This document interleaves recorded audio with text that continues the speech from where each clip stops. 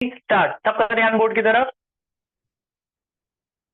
Chapter 5 differentiation दिख रहा है, विजिबल है पूरा, ठीक है। चलो, लॉगरिथमिक डिफरेंशिएशन देखो। लॉगरिथमिक के चार रूल है। पहला रूल है log a into b is log a plus log b. अगर मल्टीप्लाई में होता है तो प्लस हो जाता है। दूसरा रूल, अगर डिवाइड है लॉग ए बाई बी तो माइनस हो जाते हैं, log a minus log b. तीसरा रूल है लॉग में x to the power n हो, कोई पावर है तो लॉग के बाहर आ जाती है, एन लॉग एक्स हो जाता है। चौथा रूल है, इसे बेस चेंज फॉर्मूला कहते हैं। मतलब अगर लॉग जितने भी आप देख रहे हैं ना, ये लॉग टू द बेस ई होता है, स्मॉल ई, एक्सपोनेंशियल लॉग कहते हैं इसे। ये सब लॉग टू द बेस ई होता है, कुछ नहीं लिखा है तो ई लिखा होगा, ये समझ लेना आप हमेशा। अगर कभी लॉग का बेस ई के अलावा कुछ और है, जैसे लॉग 7, लॉग 8, लॉग 9, ऐसे कुछ, कोई भी लॉग का बेस दिया है, उसे हटाना पड़ता है।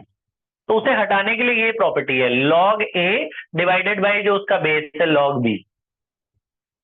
जैसे इसका मतलब मैं पहले बता देता हूँ रूल फोल का, फिर उसके बाद हम पहले करते हैं। जैसे एक क्वेश्चन आया, इसका डिफरेंशिएशन करो, लॉग 7x का डिफरेंशिएशन करो, बेस में 7 है। तो रूल 4, बेस में 7, 8 ये सब नहीं होना चाहिए, कुछ नहीं होना चाहिए, या तो ई हो या कुछ ना हो। तो पहले इसे हटाना है आपने। कैसे हटाना है, ये रूल लगा के, लॉग दिस लॉग ये अपॉन लॉग बेस। तो ये क्या होगा, log x divided by log 7। ठीक है जी, बेस हट गया, नीचे अब कुछ नहीं आया तो मतलब ई आ गया। अब डिफरेंशिएशन करो, y का डिफरेंशिएशन क्या होगा, dy by d x. Log x का डिफरेंशिएशन क्या होगा, 1 upon x. Log 7 is a constant, वो ऐसे ही रहेगा जैसे है, उसको आपने छेड़ना ही नहीं है, सिर्फ लॉग एक्स को करना है बस। लॉग एक्स का डिफरेंशिएशन क्या हुआ, 1 बाय एक्स। लॉग 7 ऐसे ही लिखा रहेगा, उसको कुछ छेड़ना ही नहीं है आपने। ये इनके पेपर में आ जाया था, एक क्वेश्चन आया था, एक आपने हाँ नहीं नहीं, पेपर तो है ना आपके पास, उसमें एक क्वेश्चन है ये बात समझ में आ गई, ठीक है। अच्छा, तो ये तो वही बेसिक बात। अब आ जाते हैं कि आपको कैसे पता चले पेपर में कि ये वाली एक्सरसाइज का क्वेश्चन है। This is exercise 5.5। तो मैं आपको पहले इनके बेसिक्स बता दूं, 3-4 बेसिक बताऊंगा। 15 मिनट अपना दिमाग बंद कर खोल के ध्यान से रखना, बंद मत करना, ठीक है। ध्यान से चले, स्टार्ट करें। देखो, पहली बात तो ये है कि भैया बेस वेस हो तो हटा देना पहले रूल को। दूसरी बात, जब हमें कैसे पता चलेगा पेपर में कि लॉग वाले क्वेश्चन है, तो दो बातें याद रखनी है मेरी। पहली बात, कभी कभी ऐसा होता है बहुत सारी टर्म मल्टीप्लाई में दे दे, जैसे x+1 का cube, sine square x divided by 10⁵, ऐसे बहुत सारी टर्म मल्टीप्लाई और डिवाइड में दे देंगे, इंटू x-2, x-2 ऐसे। अब इतना बड़ा प्रोडक्ट रूल, क्वेश्चन रूल लगाने में बहुत टाइम लग जाएगा। तो लॉग से करेंगे तो बहुत आसान हो जाता है ये क्वेश्चन। कैसे, पहले आप क्या करोगे, इसका बोलते हैं डिफरेंशिएशन करो। तो आपने खुद से क्वेश्चन को y मानना है, वो लोग नहीं लिखेंगे y। तो let y is equal to this. फिर आप देखोगे इतनी सारी टर्म मल्टीप्लाई या डिवाइड है, तो आप लॉग खुद से लगाओगे।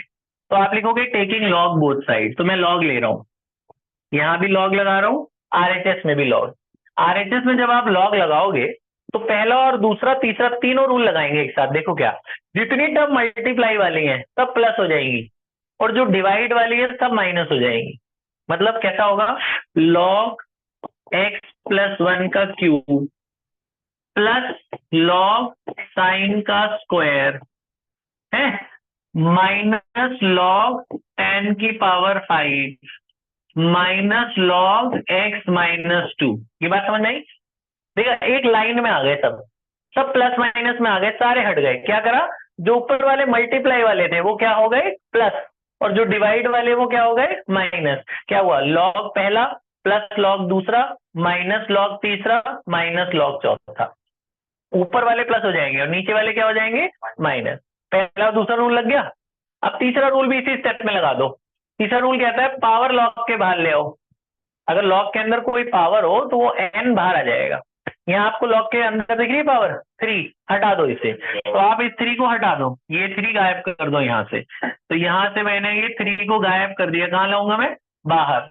ये वाला 2 भी गायब कर दो। तो ये था साइन एक्स का स्क्वायर था। क्या था, साइन एक्स का स्क्वायर। स्क्वायर बाहर ले आओ लॉग के। 10⁵ कितनी है, 5, 5 हटा दो, 5 बाहर ले आओ। इसमें तो कोई पावर है नहीं। तो हमने पहला दूसरा तीसरा तीनों रूल एक ही क्वेश्चन में लग गए, लग गए। इससे हमें फायदा हुआ। अब हमें ना क्वोशंट रूल लगाना पड़ेगा ना, प्रोडक्ट रूल ना चेन रूल। इसमें देखो, वरना क्वोशंट रूल लगाना पड़ता और प्रोडक्ट कितना बड़ा हो जाता है क्वेश्चन। लॉग लेने से फायदा होता, भी एक लाइन में आ गए, हट गए ना सब मल्टीप्लाई डिवाइड। अब सीधा डिफरेंशिएट कर दो। अब आप यहाँ लिखोगे differentiating with respect to x, यहाँ ऊपर कर रहा हूं मैं थोड़ा। अब आप यहाँ लिखोगे differentiating with respect to x. Log y का डिफरेंशिएशन क्या होगा, 1/y, फिर y का भी होगा। y का क्या होता है, dy/dx। लॉग y का 1/y, y का क्या हुआ, dy/dx। इधर log x का क्या होगा, 1/x। फिर इसके अंदर का करोगे तो x का 1 और 1 का 0, तो 1 + 0 क्या हुआ, 1। इधर भी 2 तो ऐसे रहेगा। log साइन का क्या होगा, 1/sin। फिर log छुपाएंगे, साइन का करेंगे, साइन का क्या होगा, cos। log 10 का क्या होगा, 1/tan। log छुपाओगे, tan का क्या होगा, फिर tan छुपाओगे, x का 1। इधर log का 1/x-2, अंदर का 1 ही होगा क्योंकि 2 का तो 0 हो जाना है ना। अब यहाँ से बस y ऊपर ले जाना, dy/dx मिल जाएगा आपको। y ऊपर ले गए और जो ये अंदर वाला ऐसे ही, ऐसे का ऐसे ही कॉपी कर देना है। क्या, 3/x + 1 + 2 cos/sin क्या हुआ, cot, है ना, -5 sec², थोड़ा सा सिंप्लीफाई हो सकता है ये, 1/x-2। ये आंसर आ गया। बस वो जो y है ना, ये जो y है, y नहीं लिखना, y की ये सारी वैल्यू उठा के यहाँ डालनी है तो बड़ा सा आंसर आ जाएगा। ये जो y की वैल्यू है, ये y यहाँ डाल देना, ठीक है। तो कब लॉग लगाते हैं, जब बहुत सारी टर्म मल्टीप्लाई डिवाइड हो रही हो।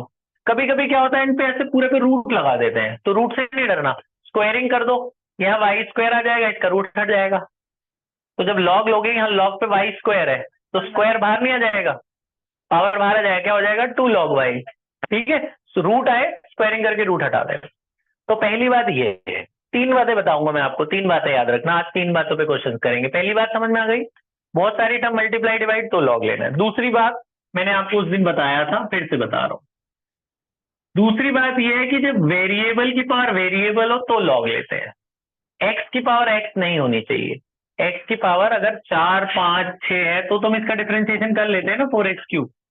अगर एक्स की पावर एक्स है तो ये रूल नहीं लगा सकते आप। वेरिएबल की पावर कांस्टेंट है तो लगा सकते हो। वेरिएबल की पावर वेरिएबल तो समझ जाना, लॉग वाली एक्सरसाइज का क्वेश्चन है। ठीक है, क्या करना है, पहले क्वेश्चन को y मानना है, y वो लोग नहीं देंगे। फिर खुद से दोनों तरफ क्या लेना है, लॉग, लॉग लेना है खुद से। जैसे ही लॉग लोगे, पावर कहाँ जाएगी, बाहर। आप पावर को बाहर ले लो, पावर बाहर लेते टाइम ये log y ऐसे ही लिखना। फिर ये वर्ड जरूर लिखना, differentiating with respect to x। अब log y का डिफरेंशिएशन क्या होगा, 1/y, y का dy/dx। और इसमें प्रोडक्ट रूल लगेगा ना, x और log में प्रोडक्ट रूल लगाओ। x as it is log x का 1/x plus log x as it is x का 1। x कट गया, क्या बचा, 1 + log x।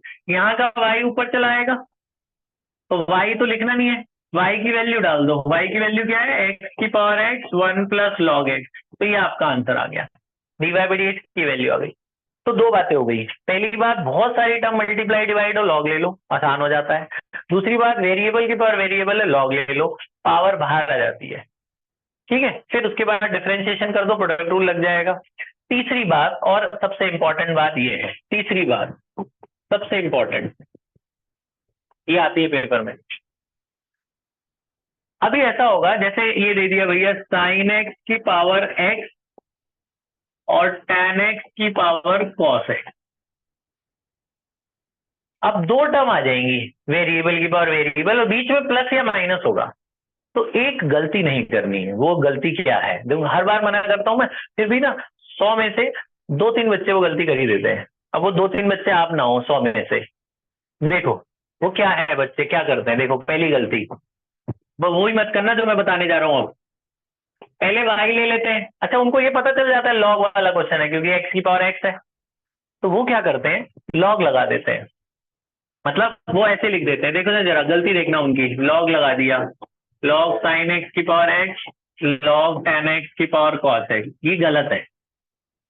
ये क्यों गलत है, देखो ऐसा होता है कि लॉग जब तुम लगा रहे हो, log a + b is not equal to log a + log b। Log अगर दो टर्म प्लस के बीच में लगा तो लॉग अंदर नहीं जा सकता।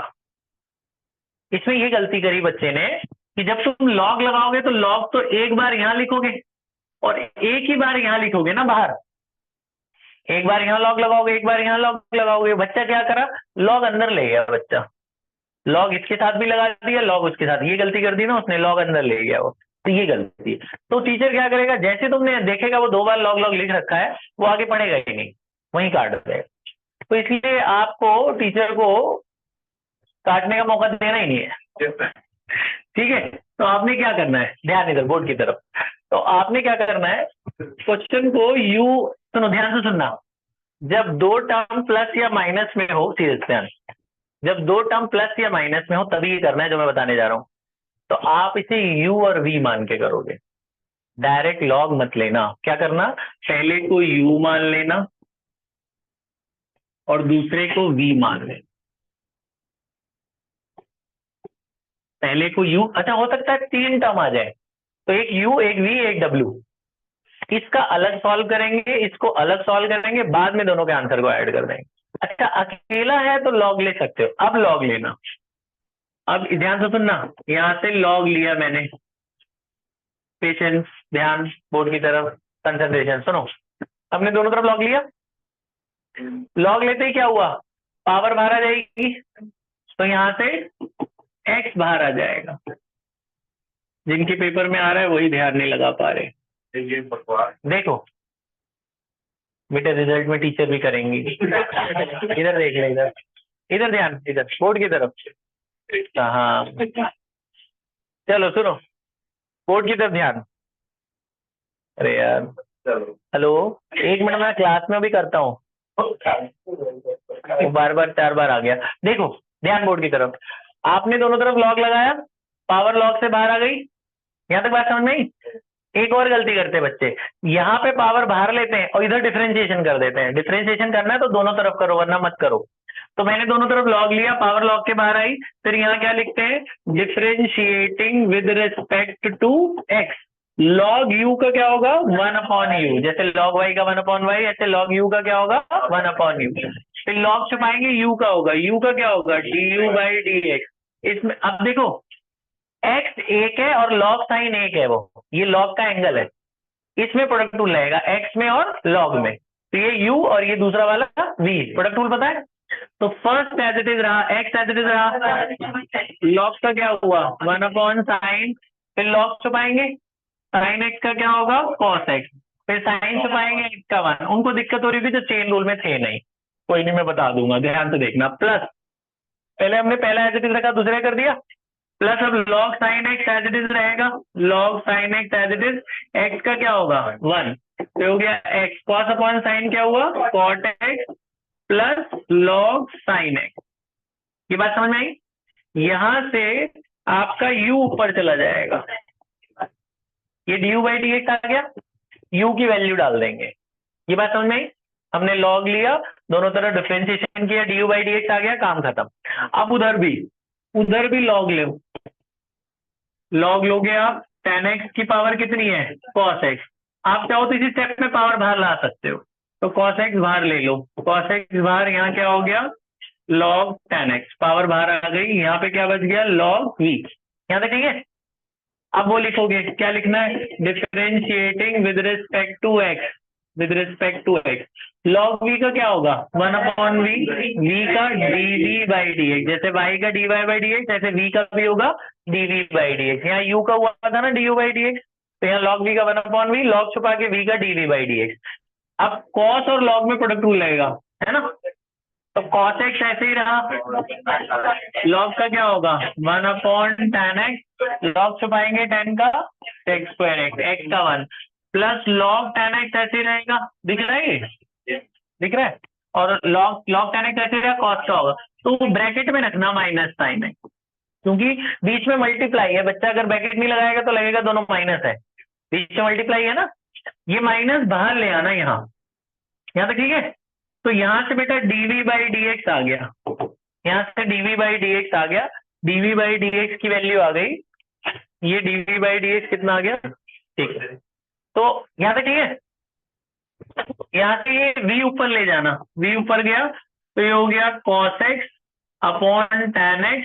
ये sec स्क्वायर को आप 1 अपॉन cos स्क्वायर लिख सकते हो, थोड़ा सिंप्लीफाई हो जाएगा ये प्लस माइनस माइनस कर दो, sin x पहले लिख दो, sin x log tan x। क्या बात समझ में आ गई? देखो एक cos से cos कट गया, थोड़ा और सिंप्लीफाई होगा ये v की वैल्यू डाल दो इधर। v की वैल्यू क्या है? v की वैल्यू ये है ना tan x की power cos x, tan x की पावर cos x। ये सिंप्लीफाई ही होगा। ये जो tan है इसको क्या लिख सकते हो, sin अपॉन cos। तो ये जो दूसरा cos बचा था वो भी कट जाएगा, समझ रहे हो? तो ये जरा ध्यान रख लेना, अगर कट पिट रहा है तो काटो, जितना मैक्सिमम सिंप्लीफाई कर सकते हो करो। यहाँ तक बात ठीक है? अब लास्ट स्टेप सुनना, ये ठीक है? एक को u माना, एक को v माना, इसका अलग लॉग लेके सॉल्व करना है, इसका अलग। फिर y is equal to, y किसके बराबर था? क्वेश्चन पे आ जाओ। इसको आपने क्या माना था? u, दूसरे वाले को आपने क्या माना था? v। अगर w होता प्लस w। अब इसका डिफरेंशिएशन करो, y का डिफरेंशिएशन क्या होगा? dy by dx। u का क्या होगा? du by dx। v का क्या होगा? dv by dx। इनकी वैल्यू डाल दो तो dy बाई dx आ गया। du बाई dx की ये वैल्यू है, यहाँ पे u मत लिखना, u की वैल्यू क्या है? sin x की power x plus x cot x plus log sine x plus d v by d x की ये वाली वैल्यू है tan x की पावर cos x। और ये 1 अपॉन साइन को cos x लिख सकते हैं ना, तो 1 अपॉन साइन को cos x लिख सकते हैं, minus sine x log tan x। तो ऐसे बड़ा सा आंसर है, इसमें कुछ नहीं करना। तो सिंपली क्या करना है, जब दो अलग अलग टर्म हो प्लस में, तो एक को u एक को v मान के अलग अलग लॉग लेके सॉल्व करना, बाद में बस दोनों के आंसर को ऐड कर देना और कुछ नहीं करना। ठीक है? तो 3 बातें हो गई जी, एक बहुत सारी टर्म मल्टीप्लाई डिवाइड, एक वेरिएबल की पावर वेरिएबल, और एक तीसरी जो दो अलग अलग टर्म हो। हाँ जी, आप कुछ कह रहे हो? पॉज कर दे बेटा।